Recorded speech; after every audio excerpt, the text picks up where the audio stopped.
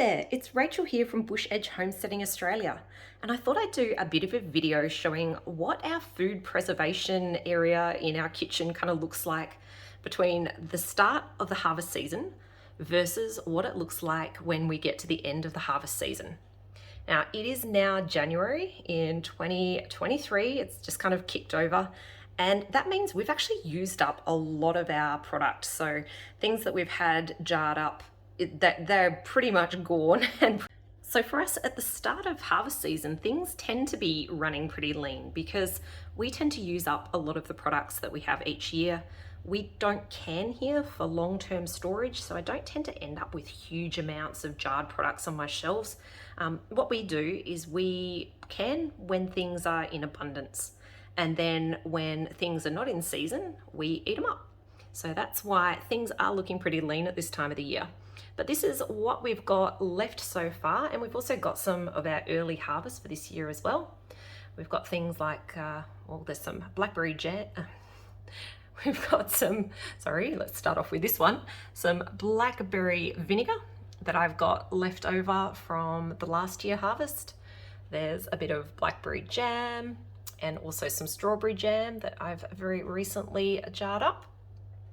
We've also got some apple sauce from our last apple season. I'm down to the last couple of jars and we go through a lot of that each year. So it's really getting to the stage where I'm hoping we get a good apple harvest and that the possums and birds don't steal the last of our apples out there so that I can get more in our cupboards.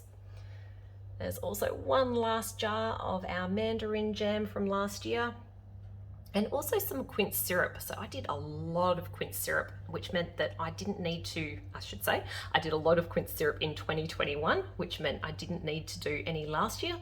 And that was kind of lucky because the birds got absolutely stuck into our quinces last year and there really wasn't any to be got off the tree anyway. So sometimes it's actually good if you've got a bit of an abundance of something to do enough for 2 years, because you just never know if there's going to be a problem with your harvest in the following year. I also have some pickled asparagus here that I did back in October, and that should be really well and truly marinated now, and the idea is to use that over our summer season in lots of salads. And a bit of Aussie style mint sauce, that's my last one, so again I need to do a few more of those, and the mint is actually just coming on quite well outside at the moment, so I think that's a bit of a project. I need to top up my mint sauce. And we've got back here some lime. So all I did was squeezed a whole bunch of limes when our lime tree was producing like mad, and that's a bit of lime juice there, and that's really handy, especially when we get to the tomato harvest time of the year, to kind of pop that in my salsas. We do lots of like smoked salsas and things in the summer when our tomatoes are on, so it's always good to have the limes then. It's just a pity that harvest-wise, you know, limes and tomatoes, they just don't line up. So that's a good way of making sure that you can use your own product at both times of the year. I then have this area here where I've got a lot of my dehydrated goods. So this one here is a bit of green tomato, and I just throw those into stews.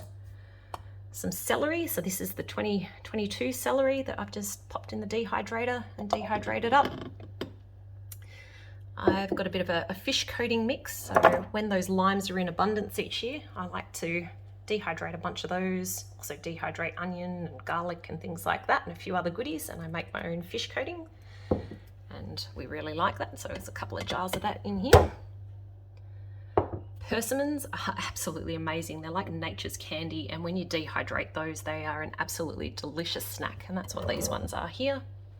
I've got some of my dehydrated carrots in the back, and then a whole bunch of citrus. So I've got some lime and I've got some lemon back here. These ones are really good. When you do it in this shape, you can pop them in a Corona, and yeah, that's handy if you like lime in your Corona. Again, the limes are just not on the tree at the time of the year when you want them, across the summer when you just want to have, you know, like a nice cool drink and pop those limes in. So dehydrating is a great way of being able to preserve them. And then moving back, I've got some, oh, that one there is some zucchini, just little chunks that I've done, and stretching right back is some of our beans from last year, so that's beans there. things like the carrot and the zucchini and the beans, you know, they're all wonderful to have in stews. Actually, I've got a few things in other areas as well, but I've obviously popped up the top, but that's another one I've got here of, I think that was my green onion powder. So if you've got the onion tops, you can dehydrate those, and that makes a wonderful powder that, again, you can add into stews and things and soups and stuff like that. Also sprinkles on top of like salads and stuff, just to add a bit of an oniony hit.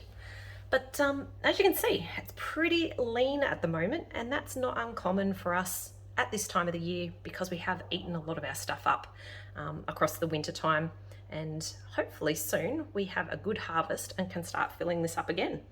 So I'm looking forward to doing a bit of a part 2 to this video and showing you what the cupboard looks like in a few months' time once we've got all of our summer harvest from our summer of 23. So hopefully you enjoyed this pre-harvest 2023 video of what's in the cupboard, and I look forward to sharing with you everything we get to preserve this season. Catch you later.